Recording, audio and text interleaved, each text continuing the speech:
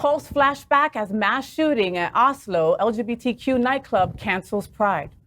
At 1 a.m. Saturday morning, a gunman opened fire outside the London pub, an LGBTQ plus bar in Oslo, Norway. 2 men were killed and almost a dozen injured. The 42-year-old culprit was arrested and is being charged with murder, attempted murder, and terrorist attacks. Also on Saturday and closer to home, 45-year-old Kenneth Justesen was arrested after pulling a gun at gym bar in Wilton Manors. Justesen, who is an avid Trump supporter and married to a woman, became irate after losing his phone. When he went on a homophobic rant and was approached by security, he pulled a weapon. Justesen was arrested and released Sunday on bond. Watch this. A night out at a bar ending with an alarming arrest. Police say this guy was flashing his gun at people at a packed bar. It happened Friday night at Gym Bar in Wilton Manors. You sure about that? Customers got video of the man heckling people outside the bar. The gentleman had lost his phone and he was really upset about it.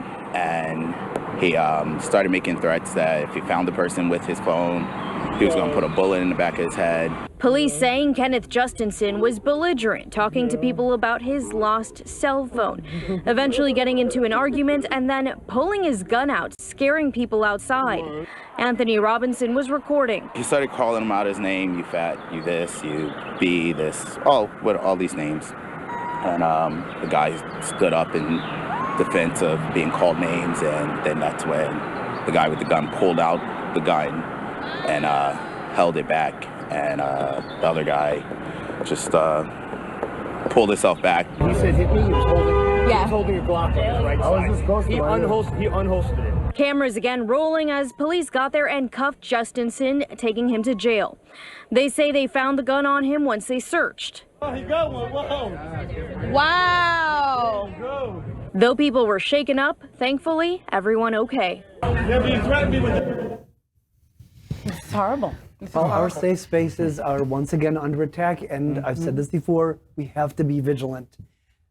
Maybe limit the number of drinks you have so that you're more aware of the people around you. That would take away cash from these establishments. That's not going to happen. Well, And it's going to take alcohol away from me, and we can't be having that. We can't have that. No. but you have to maintain some level of sobriety so that you're aware of the people around you. I'm sorry.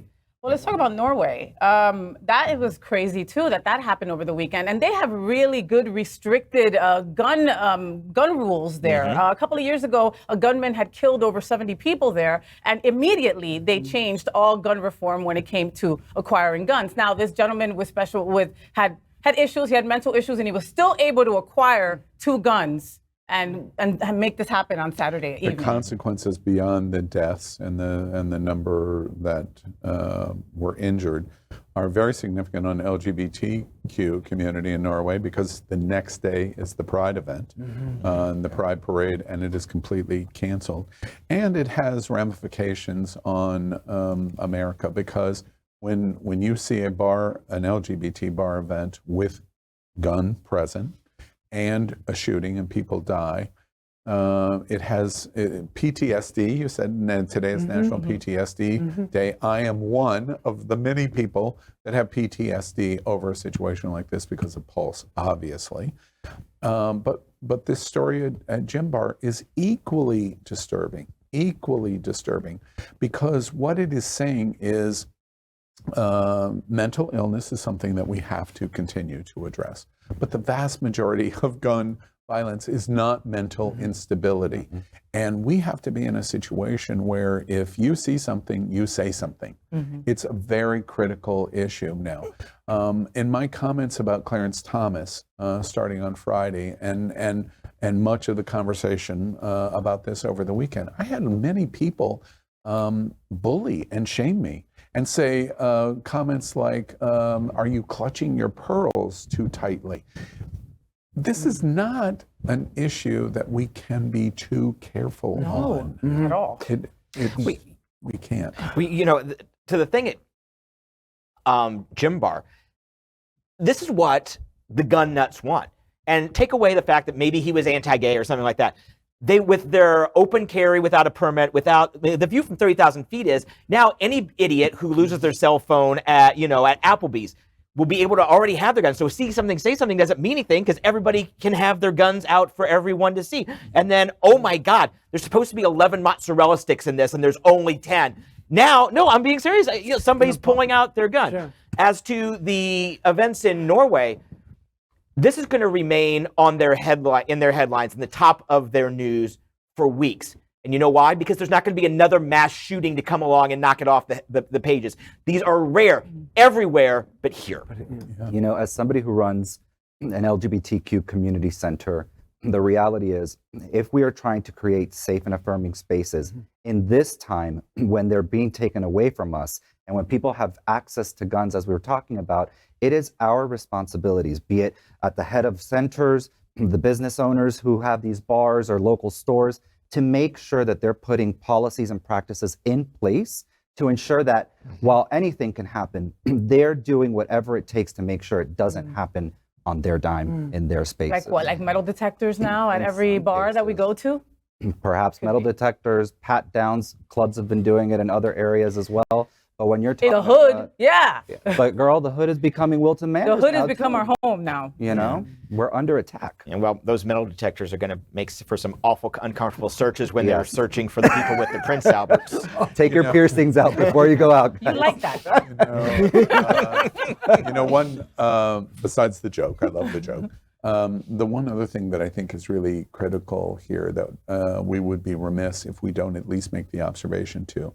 When you have Florida Governor DeSantis's press secretary basically say, if you don't agree with Don't Say Gay and the bill, you're a groomer and you're after our children. That is a dog whistle that she blew for a radical, gun-embracing Trumpster to say, yes, that's what the LGBTQ community is doing. I don't have any children, but I know they're after our children. And as a result, it inflames them.